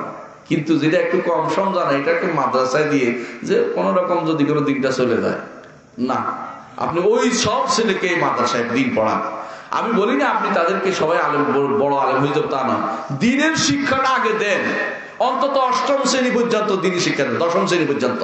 এরপরে সে যদি অন্যদিকে শিখে আমাদের আপত্তি নাই, কিন্তু দিনী শিক্ষা যার অন্তরে নাই, কোরআন হাদিস পড়তে হবে যার অন্তরে নাই, রসুলের হাদিস পড়ার কথা তার মাথায় নেই, কোরআন পড়তে হবে তার কথা নেই, পড়ে না কোনোদিন, অসলাৎ পড়ে না, এই মেয়ে ছেলে আপনার ছেলে নয়, এটা শয়তানের দোসর হয়ে গেছে। এইটাকে আপনি, এটা দিয়ে আপনার কোনো লাভ হবে না। আর যদি একটু আগে আমাকে একজন বলতেছিল, এখানে যে কথা বলছিল ওই ভাই, একজনকে স্কুল থেকে নিয়ে মাদ্রাসায় নিয়েছিল। আমি বলছি একটা কি উপকার হয়েছে জানেন? এই ছেলে জীবনে যতদিন যত সালাত আদায় করবে, যত কোরআন তেলাওয়াত করবে, যত ভালো কাজ করবে, আপনি কিন্তু কবরে বসে বসে পেতে থাকবেন। এটার নাম কি জানেন? এটা ব্যাংক রচনা করে দুনিয়াতে একটা কি এমন একটা ব্যাংক রেখে গেছেন, যেই ব্যাংকের কোনো শেষ নাই, যেই ব্যাংকের কোনো শেষ নাই, অনবরত এই ব্যাংক জমা হচ্ছে। ওসমান রাদিয়াল্লাহু আনহু নাম শুনেছে? মদিনাতে এখনো ওসমান রাদিয়াল্লাহু আনহুর একটা ওয়াকফ আছে, জানেন কিনা আপনারা? মদিনাতে রসুলের সময় রসুল বলছিলেন, যেই ব্যক্তি অমুক কূপটা কিনে দিতে পারবে আমি তার জন্য জান্নাতের জামিনদার হব। সুবহানাল্লাহ। ওসমান রাদিয়াল্লাহু আনহু তিনি তার পয়সা দিয়ে সেই কূপটা কিনে দিয়েছিলেন। সে এখনো এর নাম বীর ওসমান। এখনো সেখান থেকে যা হয়, আয় হয়, এইটা একটা যোগ হয়, এই আয়টা এক জায়গায় যোগ হয়, এবং এইটা দিয়ে একটা বিশাল বিল্ডিং করা হয়েছে। এইটাতে যত হাজি থাকে এর পয়সা দিয়ে আবার চ্যারিটি ফান্ড হিসেবে মানুষকে দেওয়া হয়। কত সদকা চলছে আজ পর্যন্ত। ওসমান রাদিয়াল্লাহু আনহু থেকে যুগ থেকে, রাসূলের যুগ থেকে শুরু করে আজ পর্যন্ত সদকা চলছে। যে ব্যক্তি দ্বীনের কথা বলবে, দ্বীনের কথা শুনবে, দ্বীনের অনুসারে চলবে, আল্লাহ এবং তার রাসূল ঈমান আনবে, তার জন্য কোনো অংশে কোনো কমতি হবে না, তা অনবরত পেতেই থাকবে। সে যত কিছু করবে সব লাভ, যত কিছু করবে সব লাভ হবে। আপনি আপনার সন্তানকে সালাত আদায়কারী বানিয়েছেন ছোটকাল থেকে, আপনি যত বছর সে সালাত আদায় করবে আপনি কবরে শুয়ে সেটা পাবেন। সে যদি তার সন্তানকে সালাত আদায়কারী বানিয়ে থাকে, আপনি কবরে বসে সেটা পাবেন, অর্থাৎ দাদাও পাবে, ঠিক পর্দাদাও পাবে। কিন্তু যেদিন আপনি আপনার সন্তানকে সালাত থেকে দূর রাখছেন, সেদিন থেকে সেটা কাটা হয়ে গেছে। এর নিচের গুলি আপনি পাবেন না, কিন্তু আপনার দাদা আপনার থেকে পেয়েছে, মানে আপনার নাতিরা আপনাকে আর পাচ্ছে না, কারণ সন্তান নষ্ট হয়ে গেছে, এরপরে কাটা হয়ে গেছে, সেই লাইনটা কাটি গেছে। এই জন্য প্রত্যেকটি মানুষ, নারী হোক পুরুষ হোক, প্রত্যেকের উচিত যে আমি এই সদকা জারিয়াটা রেখে যাই, আমার সন্তান যা করবে আমি যেন আখিরাতে পাই, আমার সন্তান যা করবে আমি যেন আখিরাতে পাই, আমার সন্তান যেভাবে চলবে আমি যেন আখিরাতে পাই, মরে গেলেও যেন আমি সেটা পাই। এটা ওই ব্যক্তির জন্য যে ব্যক্তি ঈমান আনবে, আর যে ব্যক্তি ঈমান আনবে সেটা বিশ্বাস করবে। ইমান যদি থাকে আপনি অবশ্যই রসুলের কথা বিশ্বাস করতে হবে যে মরে গেলেও সন্তান, নেক সন্তানের যে কোনো কাজ আমার কবরে সে যোগ হবে, সব আমি পেতেই থাকবো, একটু বন্ধ হবে না, কোনো সামান্যত বন্ধ। কারণ রাসূলুল্লাহ সাল্লাল্লাহু আলাইহি ওয়াসাল্লাম বলেছেন, ইজা মাতা ইবনু আদম ইনকাতা আনহু আমালুহু, বনি আদম যখন মারা যায় তার আমল শেষ হয়ে যায়, নিঃশেষ হয়ে যায়, অর্থাৎ তার আমল আর থাকে না। ইনকাতা আনহু আমালুহু, তবে তিনটে জিনিস থাকে। একটা কি? সাদাকাতুন জারিয়া, সাদাকায়ে জারিয়া। এই যে মসজিদ বানাইছে, আপনারা বলেছেন এখানে কে কে জায়গা দিছে, বিশ্বাস করেন এখন আপনার কাছে মনে হচ্ছে বেটা বোধ ঠকে গেছে, বোকামি করছে। বোকামি করে না, বেটা সবচেয়ে বুদ্ধিমান কাজটা করেছে, সবচেয়ে বুদ্ধিমান কাজটা করেছে। সন্তান দিবে কি দিবে না কে জানে, নিজের কাজ নিজে করে যায়, এগুলো বুদ্ধিমানের কাজ, যে নিজে করে যায়। এটা থাকবে যতদিন এখানে সালাত আদায় হবে ওই লোকের সালাতে সবের একটু কমতি হবে না। চিন্তা করেন সব আপনি পেতে যাচ্ছেন, এটা কিন্তু বিশাল কাজ। দ্বিতীয়ত হচ্ছে কোন আলেম শিক্ষা দিচ্ছেন কাউকে, দ্বীনি আলেম শিক্ষা দিচ্ছেন, এমন আলেম শিক্ষা যা উপকার লাগে, কাজে লাগে, সে আলেম যদি শিক্ষা দিয়ে থাকেন সেটাও আপনার কাজে লাগবে, সেটা আপনার। আপনি যদি কেন একে সূরা ফাতিহা শিক্ষা দিচ্ছেন, তিনি সূরা ফাতিহা শিক্ষা দিয়ে একজনকে, যতজনকে সূরা ফাতিহা শিক্ষা দিচ্ছে অতজনের সওয়াব আপনি কবরে শুয়ে শুয়ে পাবেন, আরো যতজনকে সেগুলি সহ চক্রবৃদ্ধি হারে কবরে আপনি পাবেন। এই সুযোগ আপনি নিতে পারেন যদি কোনো তালেবে আলেম হন। এই যে হুজুররা বসে আছে ওনারা এটা পাবে, কিন্তু আপনি পাবেন না। কারণ আপনি দুনিয়াদার হিসেবে আপনার ছেলে তৈরি করছেন। দুনিয়ার আপনাকে তার দরকার ছিল বিশাল বাড়ি দেখানো, সেখানে দেখাইছে, গাড়ি দিয়ে চলছে, আপনার মন মতো যেভাবে পাচ্ছে সেভাবে খাইছেন, কিন্তু আখিরাতের ভূমি আপনার জন্য কিছুই নেই, বিরান ভূমি তৈরি হয়ে গেছে, কোনো কাজে লাগেনি সেটা, কারণ আপনি সেই ইমানের খাতায় কিছু দেখাতে পারেননি। 3 নম্বর, নেক সন্তান রেখে অবশ্যই সেটা আপনার কাজে লাগবে। এই সবই কিন্তু ইমানের সাথে সম্পৃক্ত, যে রাসূল যা বলেছেন তা সত্য, আমি পাবো, আমি না দেখলেও পাবো, এটা হাশরের মাঠে আসবে, কোনো সন্দেহ নাই, হাশরের মাঠে আমার জন্য সেটা আসবে, এবং আমি দেখবো, এটা বিশ্বাস করতে হবে আপনাকে। রাসূলুল্লাহ সাল্লাল্লাহু আলাইহি ওয়াসাল্লাম বলেছেন। এটাই হচ্ছে সাহাবায়ে কেরাম যখনই রাসূলুল্লাহ সাল্লাল্লাহু আলাইহি ওয়াসাল্লাম কোনো কথা বলতেন, এটাকে তারা বলতেন এই বুঝি এটা হচ্ছে। এমনকি রাসূলুল্লাহ সাল্লাল্লাহু আলাইহি ওয়াসাল্লাম কিয়ামতের আলামত যখন বলতেন, সাহাবায়ে কেরাম মনে করতেন যে এই বুঝি খেজুর গাছের উপরে বুঝি দাজ্জাল এসে বসে রয়েছে, এত বিশ্বাস করতেন। সাহাবায়ে কেরাম এত বেশি আমল করতেন যে তাদেরকে আপনি যদি কিয়ামতের কথা বলতেন কালকে হবে, তাদের আমল আর বাড়তো না, কারণ তারা ইমান পরিপূর্ণ ছিল, চিন্তা করতো না যে এটা হবে না, তারা সেটা হবেই হবে। এই জন্য তারা আল্লাহর কাছে সবচেয়ে বেশি প্রিয় পাত্র হয়েছে। এটা ইমানের প্রমাণ। এই জন্য ইমান, এটা হচ্ছে প্রথম কাজ একজন ইমানদার। ইমানটাকে মজবুত করুন, শক্তিশালী করুন। আল্লাহ এবং তার রাসূল যা বলেছে তা বিনা দ্বিধায় বিশ্বাস করুন যে এটাই সত্য, এটা হবেই হবে। আমি মরে গেলে কি হবে আল্লাহ এবং তার রাসূল বলে দিয়েছেন। আসুন দ্বিতীয় কাজ, একটা কাজ বলেছি, তৃতীয় কাজ, ইল্লাল্লাযীনা আমানু ওয়া আমিলুস সলিহাত। আমলে সালেহ করতে হবে, নেক আমল করতে হবে, সৎ আমল করতে হবে। সবাই বলে আমি তো সৎ আমল করছি। সৎ আমল কি? একজন বলে যে গান বাদ্যের জন্য টাকা দিয়েও তিনি সৎ আমল আশা করেন। আবার কেউ বলে হুজুর দোয়া করেন, সিনেমা হল দিছি, কি দোয়াটা করতাম বলেন তো? দেখলাম যে একজনে দোয়া করতেছে, হুজুরে দোয়া করে দিচ্ছে ভালো করে। কি দোয়া? সৎ আমল কোনটা সেটা চিনতে হবে। তো সৎ আমল কোনটা? যেটা আমার নবী করেছেন সেটা সৎ আমল, যেটা আমার নবী অনুমোদন করেনি সেটা কখনো সৎ আমল হতে পারে না। কিয়ামত পর্যন্ত এটা সৎ আমল হবে না। রাসূলুল্লাহ সাল্লাল্লাহু আলাইহি ওয়াসাল্লাম যা করেছেন সেটাই সৎ আমল। এর বাইরে আপনার কোনোদিন আর কোনো সৎ আমল থাকতে পারে না। সৎ আমল অবশ্যই রাসূলুল্লাহ সাল্লাল্লাহু আলাইহি ওয়াসাল্লাম করতে হবে, না হলে সেটা কি হবে? বেদাত হয়ে যাবে, বানানো জিনিস হবে। আপনি যদি বলেন আসুন প্রতিদিন আমরা এখন থেকে দিনের 10টা বাজে সবাই মিলে রোদের মধ্যে 5 মিনিট দাঁড়িয়ে থাকি, সব হবে? দেখতে তো মনে হচ্ছে কি অসুবিধা কি, এটা করে দেয় না, সিস্টেম করে না, সব হবে না, এটা বেদাতি হবে, এটা বেদাতি হবে। এই জন্য যারা শবে বরাত পালন করে বেদাত করে, শবে মেরাজ পালন করে বেদাত করে। কেন?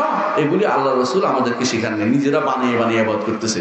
নেক আমল করতে হলে অবশ্যই মুহাম্মদুর রাসূলুল্লাহ সাল্লাল্লাহু আলাইহি ওয়াসাল্লাম অবশ্যই করতে হবে, তিনি করতে হবে। তার একটা দ্বিতীয় হচ্ছে একমাত্র আল্লাহর জন্য করতে হবে, একমাত্র আল্লাহর জন্য করতে হবে। লোক দেখানো কোনো ইবাদত গ্রহণযোগ্য না।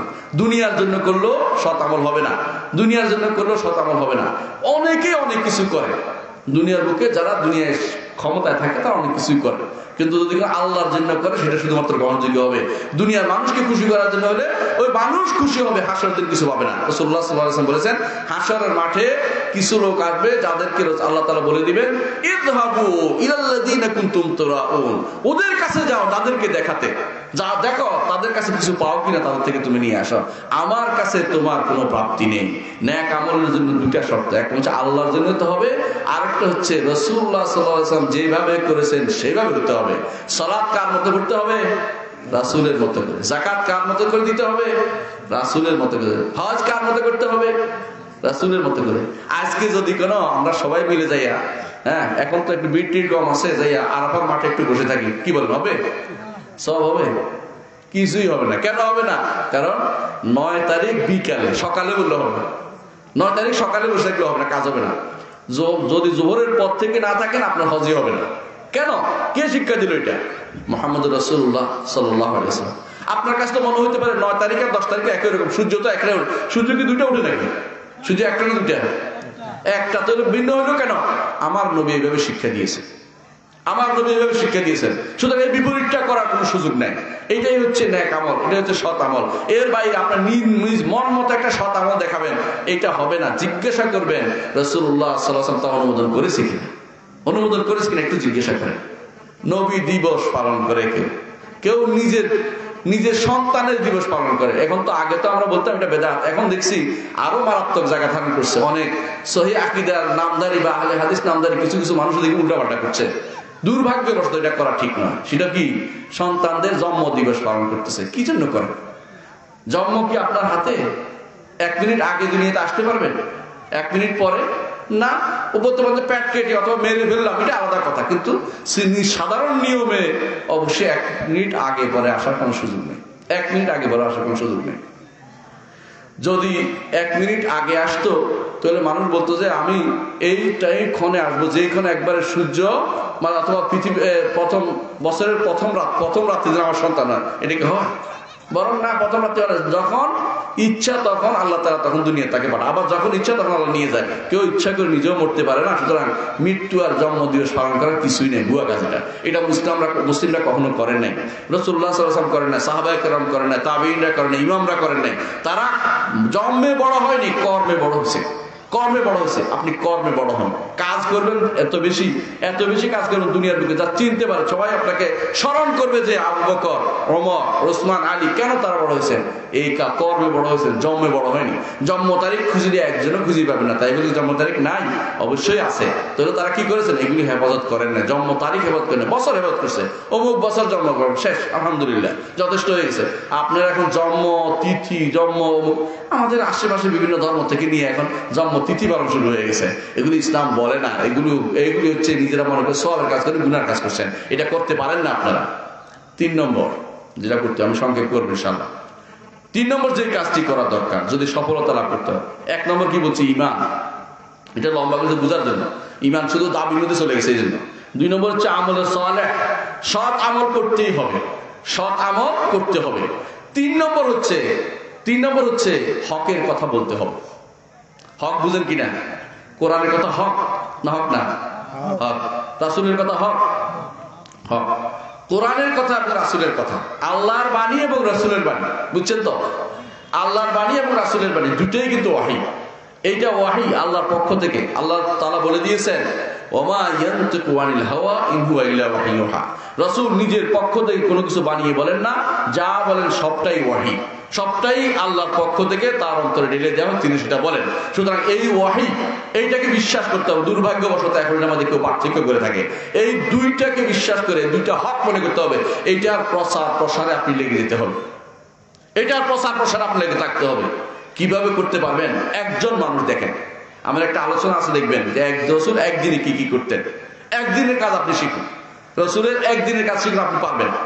ফজরের পরে, ফজরে উঠুন, প্রথম যখন ঘুম থেকে উঠবেন দোয়াটা পড়বেন।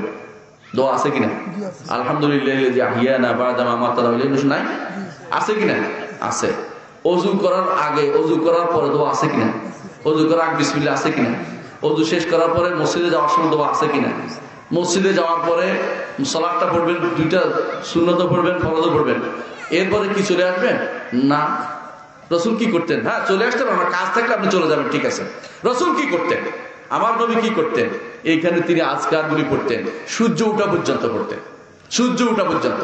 সুবহানাল্লাহ, আলহামদুলিল্লাহ, লা ইলাহা ইল্লাল্লাহ, আরো কি আছে, কতগুলি আছে।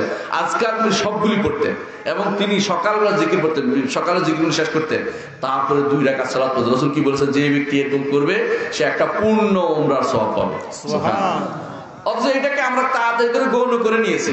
আমল সব হকের প্রচারের ক্ষেত্রে অন্যকে বলতে খুব ভালো পছন্দ করি, নিজে করতে পছন্দ করি না।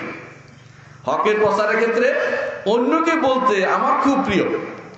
তুমি এটা করো, এটা করো, অমুক এটা করো না কেন, অমুক এটা করো না কেন, অমুকের মানুষের 14 গোষ্ঠী উদ্ধার করে চান আপনি, অমুক এটা করলো না কেন। আপনি বিশ্বাস করেন আপনার ঘরে এটা হয় না, আপনি নিজে করেন না। আপনি যদি নিজে করতেন, আপনার সন্তানের জন্য আপনি আদর্শ হতেন, আপনার পরিবারের জন্য আদর্শ হতেন, আশেপাশে আপনাকে দেখে শিখতো যে এটা করতে হবে। আপনি পরে করতে থাকুন, কিছু মানুষ শিখবে আপনার থেকে। এটা না করে আপনি শুধু বলতে শিখছি, করতে শিখিনি। আমরা শুধু বলবো আরেকজনকে, নিজে করবো না। এই জন্য একটা আমাদের অভ্যাসের হয়ে দাঁড়িয়েছে, নিজে করবো না, আরেকজনের জীবনে ইসলাম প্রতিষ্ঠা করতে আমরা খুব কান্নাকাটি করি। নিজের জীবনে ইসলাম প্রতিষ্ঠা করার চিন্তা আমরা করি না। আমার সন্তানের জন্য চিন্তা করি ইসলামের কথা। ঠিকই আরেকজনের সমালোচনা 100% মুখর। যখন আপনি কোথাও বসেন চা দোকানে, 14 গোষ্ঠী উদ্ধার করতেছেন একজনের, গীবত করতেছেন আরেকজনের, উপরস্থ কোনো ব্যক্তির গীবত করতেছেন, অথচ আপনি জানেন না তার সমস্যাগুলি। আপনার সমস্যা আপনি সমাধান করতে পারেন না, আরেকজনের সমস্যার সমাধান আপনি কিভাবে করবেন? নিজের ঘরের সমস্যার সমাধান করতে পারেন না। একজন বলছিল যে আপনি দুনিয়ার সব সমাধান করে ফেলতে পারছেন, ওই রাস্তার কোনায় যে মাস্টারটা বসে আছে, যার কারণে আপনার মেয়ে স্কুলে যেতে পারছে না, ওই সমাধান পারেন না, কিন্তু আপনি চান দুনিয়ার সমাধান আপনার পকেটের ভিতরে আপনি করে ফেলবেন এক্ষুনি। এগুলি সবই হচ্ছে ভাওতাবাজি, এটা করেন না। হকের দাওয়াত দেন, যা জানছেন তা দাওয়াত দিতে হবে। আখিরাতের কথা জানছেন, দাওয়াত দিতে হবে। দ্বীনের কথা জানছেন, দাওয়াত দিতে হবে। দাওয়াত দেওয়ার সিস্টেমটা 3 প্রকার, এটা বলে দিয়েছেন আল্লাহ রাসূল। কোরআনে আল্লাহ বলে দিয়েছে, কি বলছেন? উদউ ইলা সাবিল রাব্বিকা বিল হিকমাতি ওয়াল মাউইজাতিল হাসানা ওয়া জাদিলহুম বিল্লাতী হিয়া আহসান। দাওয়াত দেন 3 ভাবে। সাবিল বিল হিকমাত, হিকমতের সাথে। হিকমত কি? একটা উদাহরণ দিই। আমার উস্তাদজি বলতেছেন একদিন একটা সুন্দর ঘটনা। বলতেছে যে তার বন্ধু করছে, অত কে করছে উনিও তার বন্ধুর কথা বলছে, নিজেও হতে পারে। বলছে ছেলেরা সব মাঠে ফুটবল খেলতেছে, তো তিনি দেখলেন যে কেউ আসর নামাজ পড়ে না, বুঝা গেল যে আসর নামাজের সময় সব খেলতেছে। তিনি কি করলেন, বলতে চা নিয়ে বসলেন, নিয়ে ওখানে বসে থাকলেন, ওখানে একটা বিছনা বিছিয়ে বসলেন। বসে তিনি নামাজের সময় হয়েছে, আজানটা দিলেন, জোরে আজান দিয়ে নিজে নিজে একা একে সালাত আদায় করতে আরম্ভ করলেন, আর বসে চা খেতে আরম্ভ করলেন। 2-1 আসলে চা খাবো, খাও। তো 1-2 দিন থেকে লজ্জা লেগে গেছে, উনি আজান দেয় প্রতিদিন, উনি একা একা নামাজ পড়ে, আমরা 2-1 যাই। 2-1 দেখতে 2-1 শুরু হলো। এরপর দেখা গেল সালাত আর কারো বাদে না, সবাই একসাথে হয়ে গেছে, বিরাট জমাত হয়ে গেছে মাঠের মধ্যে। এরপরে তারা খেলতেছে। কিন্তু বুঝা গেল যে একজন মানুষ নিজে কথা না বলেও দাওয়াত দিতে পারে। আমরা এটা না করে কি করি, ঝগড়া বাঁধিয়ে দেই, এমন ভাবে তাকে আটকায় রাখি, সে তো আরো উল্টা হয়ে যাচ্ছে। তাকে যদি আপনি সুন্দরভাবে অ্যাপ্রোচটা যদি সুন্দর হয়, দেখবেন যে সে কিন্তু ধীরে ধীরে দিনের দিকে আসছে। এটা কিন্তু খুবই দরকার আমাদের বর্তমানে সমাজে। এই জন্য এটা না করে আমরা বাড়াবাড়ি করার কারণে অনেক সময় সেটা গ্রহণ করা হয় না। এই জন্য বিল হিকমাতি ওয়াল মাউইজাতিল হাসানা, উত্তম উপদেশ। উত্তম উপদেশ কি? যে উপদেশ মধ্যে গালি নেই, বাপ তুলে কথা নাই, অমুকের খোটা নাই, এগুলো হচ্ছে উত্তম উপদেশ। কিরকম আপনি সুন্দর করে বলেন না, কিভাবে রাসূলুল্লাহ সাল্লাল্লাহু আলাইহি ওয়াসাল্লামকে উপদেশ দিতেন। কিছু লোকের কি হলো, কোনোদিন নাম ধরে বলতেন না। কিছু লোকের কি হলো, তারা এই কাজটি কেন করে, এটুকুই সবার খবর হয়ে গেছে যে আমার নবী বলেছেন এই কাজটি কে করে, আমি তো করতে পারবো না, আমি আর এই কাজ করবো না। কিন্তু আপনি যদি কোনো মসজিদের মধ্যে ওই অমুকের পুত তুমি এই কাম করেছ, ওই বেটা বলছে আমি আর এই মসজিদে জীবনও আসবো না, আমার নাম ধরে খারাপ বলবো, সবার সামনে অপমান করা হয়েছে, এটা উত্তম উপদেশ নয়। আপনি বলবেন মসজিদের মধ্যে, আপনি বলতে পারেন যারা যারা এই কাজটি করে এটা ভালো কাজ না, এটা তো বলতে পারেন উত্তম উপদেশ। এটা করবে, এটা করলে সন্তানরাও ভালো মনে করবে, ভালো কাজ নয় এটা, ভালো কাজ নয় এটা। আমি অনেককে দেখেছি এরকম বলতে, আমি ছোট বাচ্চাদেরকে নামাজের ভিতরে কিন্তু এদিক সেদিক তাকাইতে আমি কিন্তু আপনারা দেখছি, কিন্তু এটা কিন্তু ভালো নয়। সেটা কিন্তু এরপর লজ্জা পাবে, এরপর এদিক সেদিক তাকাবে না। কিন্তু আপনি যদি তারা ধরে এদিকে তাকাইছে দে একটা চট, এরপরে কি হবে, সে আর কোনোদিনই মসজিদে আসবে না, করে বাবার ওখানে হুজুরে যে মারে আর জীবনে যাওয়া যাবে না। এতে করে আমাদের সন্তানরা আজ মাদ্রাসা থেকে দূরে সরে গেছে। স্কুল মুক্তবে এমন মারছে, আমি একবারে আর জীবনে মুক্তবের নাম নেই। তো কি লাভ হয়েছে? এটা হচ্ছে আমাদের হিকমতের অভাব, উত্তম উপদেশের অভাব। আর 3 নম্বর হচ্ছে জাদিলহুম বিল্লাতী হিয়া আহসান। সেই ক্ষমতা আপনার থাকলে উত্তম তর্কের মাধ্যমে তাকে দিনের দিকে নিয়ে আসতে পারেন। এটা হচ্ছে দাওয়াত দিতে হবে আপনাকে। দাওয়াত দেওয়ার পরে 4 নম্বর যে কাজটি, এর মাধ্যমে আমি আর কথা শেষ করবো ইনশাআল্লাহ, এটা হচ্ছে যে ওয়াতাওয়াসাউ বিস সবর, সবর করতে হবে। সবর করতে হবে। কেমন সবর জানেন? নবীরা কতদিন দাওয়াত দিয়েছে? 1 মাস 2 মাস, 1 দিন 2 দিন, বছরের পর বছর দাওয়াত দিয়েছে। মুহাম্মদুর রাসূলুল্লাহ সাল্লাল্লাহু আলাইহি ওয়াসাল্লাম বড় দাওয়াত দানকারী আর কেউ নেই। তিনি ইসলামের দাওয়াত দিয়েছে, ঈমানের দাওয়াত, তাওহীদের দাওয়াত দিয়েছে কত বছর জানেন? 23 বছর। তার মধ্যে মক্কাতে 13 বছর দাওয়াত দেওয়ার পরে 313 জন ইসলাম গ্রহণ করছে। 13 বছর দাওয়াতে 313 জন ইসলাম গ্রহণ করছে, আর কেউ নেই। 313 জন 13 বছর দাওয়াত দিছে। শুধু এত বড় আল্লাহর পথে দাঁড়, আপনি 1 দিন 2 দিন দাওয়াত দিয়ে আপনি হতাশ হয়ে যান, তা কিছু না। সবর করেন। আল্লাহর পথে দাওয়াত দেওয়ার ক্ষেত্রে আপনাকে সবর করতে হবে। ওয়াসবির ওয়া মা সাবরুকা ইল্লা বিল্লাহ। আপনি সবর করুন, আপনার সবর তো একমাত্র আল্লাহর জন্য। আপনি আল্লাহকে খুশি করে সবর করছেন। কে কি বললো, তোমার দাওয়াতে কোনো কাজ হয় না, হলে হোক, আমি আমার কথা বলে যাই। অনেকে এটা বলে, আপনার দাওয়াতে কি লাভ হচ্ছে? আমার দাওয়াতে কিছু লাভ হলে আল্লাহ, আমি তো আল্লাহর কাছে ওজোর খাই করতে পারবো। আল্লাহ, আমি চেষ্টা করেছি, আমি আমার দায়িত্ব পালন করেছি। কেউ যদি না শুনে, আজকের ওয়াজ শুনে কেন ভাবান্তর না হয়, আমার কিছু করার না। আমি তো বলেছি, আমার বলার কথা আমি বলেছি, আল্লাহ দেখতে পাচ্ছেন। সুতরাং আমার জন্য দায়িত্ব আদায় হচ্ছে, এটাই আল্লাহ তাআলা চান। ওমা আলাইকা ইল্লাল বালাগুল মুবিন। আপনার উপরে শুধু সুন্দরভাবে প্রচার করাটা হচ্ছে দায়িত্ব। এইটা যদি করতে পারেন, বিশাল কিছু করেছেন। এই সবর, 3 নম্বর সবরটা অত্যন্ত কঠিন, এটাই আমরা করতে পারি। নূহ আলাইহিস সালাতু ওয়াস সালাম 950 বছর দাওয়াত দিয়েছে। কয়জন ঈমান আনছে জানেন? 80 জন মাত্র। 80 জন ঈমান আনছে 950 বছর। আপনি একদিন হয়তো পাবেন না, অর্ধেকও না, এই 9 ভাগের 1 অংশ পাবেন না, 9 ভাগের 1 অংশ পাবেন না। তারপরও আপনি, উনি অনবরত দাওয়াত দিয়েছে। রব্বি ইন্নী দাউতু কওমি লাইলান ওয়া নাহারা ফালাম ইয়াজিদহুম দুআই ইল্লা ফিরারা। রব্বি ইন্নী দাউতু কওমি লাইলান ওয়া নাহারা। আল্লাহ, আমি আমার কওমকে রাত দিন দাওয়াতের মধ্যে ছিলাম। কোনো কাজ করেন, দাওয়াত দিয়েছে, কোনো টাকা পয়সা চাই না, কিছু চাই না। ফালাম ইয়াজিদহুম দুআই ইল্লা ফিরারা। আমি যতই ডাকি ততই তারা পালায়। এমনকি শেষের দিকে এমন করতো যে, তোমরা বাচ্চারা সাবধান, নূহ আছে পথের মধ্যে, কানে আঙুল দিয়ে যাবে, তোরা কানে আঙুল দিয়ে দৌড় দিতে, নূহের কথা শোনা যাবে না। নাউযুবিল্লাহ। 950 বছর পরে আল্লাহ তাআলা কোরআনে কারীম বলে দিয়েছেন যে, ইন্নাহু লা ইউমিনা মিন কওমিকা ইল্লা মান কাদ আমানা ফালা তাবতাজি মা কানু ইয়ামালুন। হে নূহ, আপনার কওমের মধ্যে আর কেউ ঈমান আনবে না, শেষ। তখন তিনি দোয়া করলেন, রব্বি লা তাযার আলাল আরদি মিনাল কাফিরিনা দাইয়ারা। আল্লাহ, একটা ঘর আর অবশিষ্ট রাখেন না। আল্লাহকে কবুল করলাম, কোনো কথা নেই, উঠো তুমি, নৌকা উঠে দিয়েছে। ওনারা 80 জনে জীবিত ছিল, পৃথিবী আল্লাহ ধ্বংস করে দিয়েছে, সব মানুষকে ধ্বংস করে দিয়েছে। আল্লাহ বলে দিয়েছেন কোরআনে কারীমে যে, কাউকে জীবিত রাখি নাই, শুধু তার সন্তানরা ছাড়া, আর সবাই জীবন আল্লাহ তাআলা শেষ করে দিয়েছেন। এই সন্তান 3টে দিয়ে সারা দুনিয়া আবার ভর্তি করে দিয়েছেন। আদম, সাম, হাম, ইয়াফেস, 3 সন্তান দিয়ে সারা দুনিয়া আল্লাহ আবার ভর্তি করে দিয়েছেন। কিন্তু দাওয়াত তো তিনি দিয়েছেন, লম্বা টাইম সবর করেছেন। আল্লাহর পথে দাওয়াতের জন্য যেমন সবর করতে হবে, অন্যায় থেকে বাঁচার জন্য সবর করতে হবে। অন্যায় থেকে বাঁচা বুঝেন কিনা? মন চায় একটু সিনেমা দেখি, মন চায় একটা নাটক দেখি, মন চায় একটা গুনার দৃশ্য দেখি, হাতের সামনে আসছে, এক নজর দেখলে কি হবে একটু দেখি। এক নজর কিন্তু আরেক নজর দিকে নিয়ে যাচ্ছে, হারামের দিকে নিয়ে যাচ্ছে, আপনাকে শেষ করে দিচ্ছে। দেখবেন না, রাসূলুল্লাহ সাল্লাল্লাহু আলাইহি ওয়াসাল্লাম বলেছেন, কেউ যদি কোনো আল্লাহকে সন্তুষ্ট করার জন্য কোনো হারাম কিছু করে দেখবেন, আল্লাহ তাকে সন্তুষ্ট করে দিবেন। আলহামদুলিল্লাহ। আপনি ত্যাগ করবেন না, তাকাবো না দ্বিতীয়বার মেয়েটার দিকে, কি হবে? তাকাবো না ওই মেয়ের দিকে, ঘুরে রাখেন, আল্লাহর কাছে জমা রাখেন। আল্লাহ ঠিকই এটা আপনাকে সেদিন পুষিয়ে দিবে, যেটা আপনি চিন্তা করতে পারেন নাই যে আপনাকে কি দিবেন সেদিন আল্লাহ তাআলা। আল্লাহ ঈমান যদি ঠিক থাকে, আপনাকে এটা কাজে লাগবে। তো অন্যায় থেকে বাঁচার জন্য সবর লাগে কিনা? লাগে। আরেকটা সবর হচ্ছে বিপদ আপদে সবর লাগে। আপনি হক কথা বলতে গেছেন, পাশের লোকে আপনাকে খারাপ কথা বললো, ওই লোকে বললো ওহাবি, ওই লোকে বললো অমুক, ওই লোকে বললো অমুক, গালি গালাদের কোনো শেষ নাই। মিথ্যা কথার কতক্ষণ লাগাই দিল আপনার বিরুদ্ধে বিভিন্ন ভাবে, জায়গা মতো, সময় মতো বিভিন্ন ভাবে লাগাই দিল কারোর বিরুদ্ধে।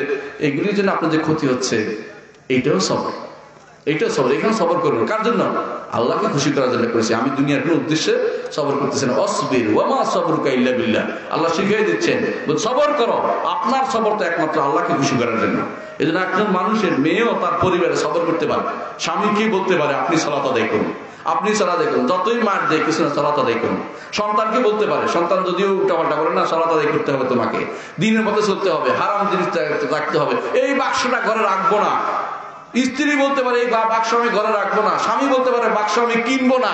আপনি এই অনলাইন ইনভেস্ট আমি করবো না। এই অনলাইন ইনভেস্টের কারণে যত মানুষ পথভ্রষ্ট হবে, আপনি স্বামী হিসাবে এর গুনাহ নিতে হবে। এর গুনাহ আপনার কবর পর্যন্ত যাবে। এই গুনাহ শেষ হয় না, এটার নাম হচ্ছে গুনাহে জারিয়া। সদকা জারিয়া শুনছেন, তাই না? সদকা জারিয়া শুনছেন না আপনারা? সদকা জারিয়া কি? চলতে থাকে, চলমান সদকা। গুনাহ একটা আছে, চলমান গুনাহ, সেটা চলতেই থাকে, এটা বন্ধ হয় না, সেটা চলতেই থাকে। এই চলমান গুনাহ থেকে বাঁচার জন্য আপনার সবরের দরকার আছে। সেই সবর কি? দুনিয়ার বুকে অহংকার করব না, দুনিয়ার বুকে শরীয়ত অনুসারে চলবো, আল্লাহ তার রাসূল নীতি অনুসারে চলবো। এটা হতে পারলে এই চারটি জিনিসের কথা বলেছি। দুনিয়ার বুকে যদি আপনি সফল হতে চান, আমি প্রত্যেকে সফল হতে চাই, প্রথমে বলছি, বলছি কিনা? সফল হতে চান? এই সফলতা টাকা পয়সা দিয়ে হওয়া যাবে না, এই সফলতা ধন সম্পদ দিয়ে হওয়া যায় না, এই সফলতা দুনিয়ার কোনো পদ পদবি দিয়ে হওয়া যায় না। মিথ্যা কথা। এই পদ পদবি দুনিয়াতে রেখে যেতে হয়। আপনি মরে গেলে আপনার খারাপগুলি সবাই তুলে ধরে, ভালো কথা অনেকে ভুলে যায়। খারাপগুলি তুলে ধরে বলি চোর আসিল, বাটফার আসিল, গরিবের খাইছে, গরিবের কি, গরিবের গম পর্যন্ত খেয়ে ফেলছে, হ্যাঁ, কাবিকার টাকা খেয়ে ফেলছে, তাবিকার টাকা খেয়ে ফেলছে, কত দুনিয়ার উল্টাপাল্টা কথাবার্তা বলবে, কিন্তু ভালো অংশ কেউ বলবে না। ওইগুলি যে বলে আনতুম শুহাদা রাসূলুল্লাহ বলেছেন দুনিয়ার বুকে তোমরা সাক্ষী, খারাপ বললে খারাপ লেখা হয়ে যাবে, কারণ খারাপ লেখে, খারাপ ছিল লেখে। তো সেই খারাপের কারণ হচ্ছে আপনি আখিরাতমুখী কাজ করেন, আপনার কোনো কিছু খারাপ লেখার জিনিস খুঁজে পাবে না, খারাপ লেখার খুঁজে পাবে না। খারাপ লিখবে কি? তো ভালোই করে, খারাপ লিখবে কি? সেটাই যদি করতে পারেন আপনি হচ্ছেন সত্যিকার সফল ব্যক্তি। সেই সত্যিকার সফল ব্যক্তি ফামান যুহজিয়া আনিন নারি ওয়া উদখিলাল জান্নাতা ফাকাদ ফাজ ওয়া মাল হায়াতুদ দুনিয়া ইল্লা মাতাউল গুরুর। যাকে জাহান্নাম থেকে মুক্ত করা হয়েছে, বিশ্বাস করুন জাহান্নামের দিকে তাকালে আপনি সহ্য করতে পারবেন না।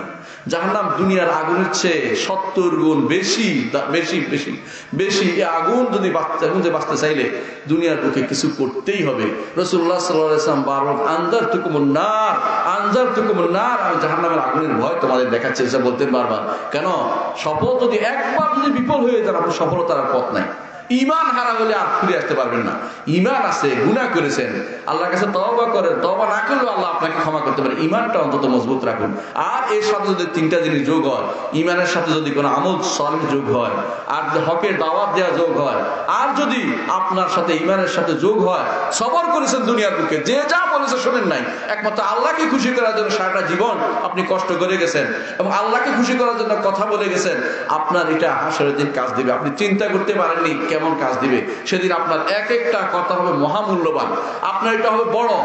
লা ইলাহা ইল্লাল্লাহ সবাই বলে, কিন্তু হাসরের দিন একজনের লা ইলাহা ইল্লাল্লাহ এত বড় হবে, গুনাহগুলি সব উপরে উঠে যাবে, এটা ভারী হয়ে যাবে লা ইলাহা ইল্লাল্লাহর কারণে। কেন?